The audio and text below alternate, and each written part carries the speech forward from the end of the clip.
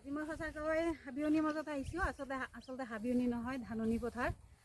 এক খুবেই সুন্দৰ দৃশ্য, আপোনালোকক এবাৰ দেখাই দিওঁ চাৰিওফালৰ দৃশ্য।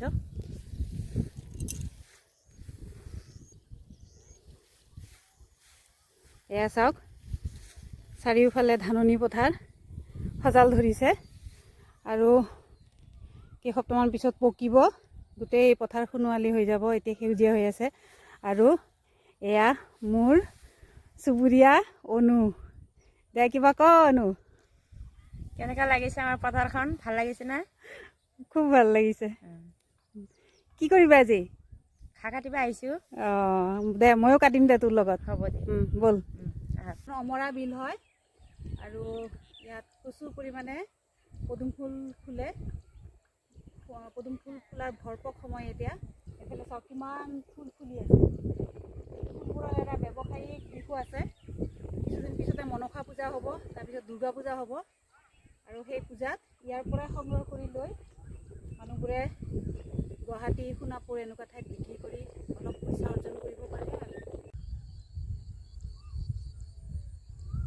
ওচৰতে আমি এটা শামুক ভাঙা চৰাই আমাৰ চকুত পৰিল। অকলশৰীয়াকৈ কিবা ভাবি আছে, লগৰীয়া নাই, তাকে বিচাৰি আছে চাগে।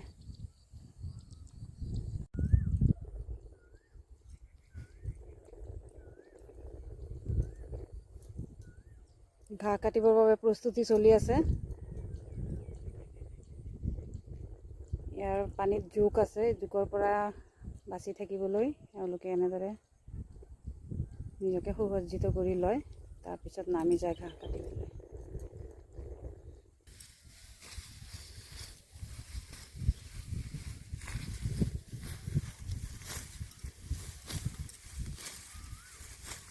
গাঁৱৰ মহিলাসকলে এই পথাৰলৈ আহে, আহি তেওঁলোকে গৰুৰ কাৰণে ঘাঁহ কাটি লৈ যায়। তেওঁলোকে ঘৰৰ সমস্ত কাম কৰিও পথাৰৰ কাম কৰে, ধানৰ খেতিৰ কাম কৰে, গৰুৰ কাৰণে ঘাঁহ কাটি লৈ যায়।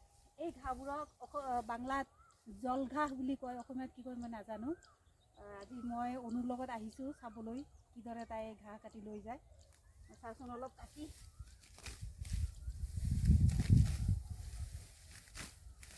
পাৰিছোনে অনু? পাৰিছা?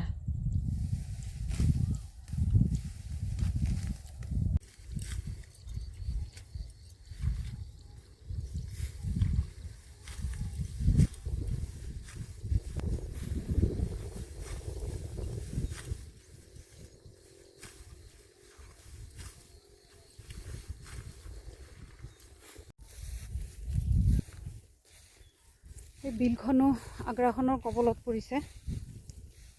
জলাভূমিবোৰ সংকুচিত হৈ আহি আছে। চাৰিওফালে বহুতো ঘৰ নিৰ্মাণ হৈছে। পৰিভ্ৰমী চৰাইবোৰ অহা কমি গৈছে।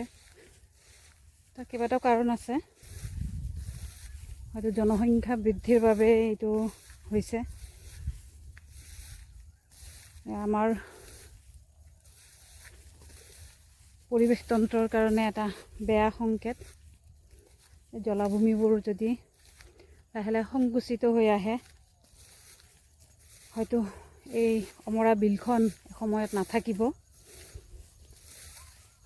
আৰু কিনো ক'ম, ইয়াৰ সংৰক্ষণৰ বাবে হয়তো আমিও একো কৰিব পৰা নাই।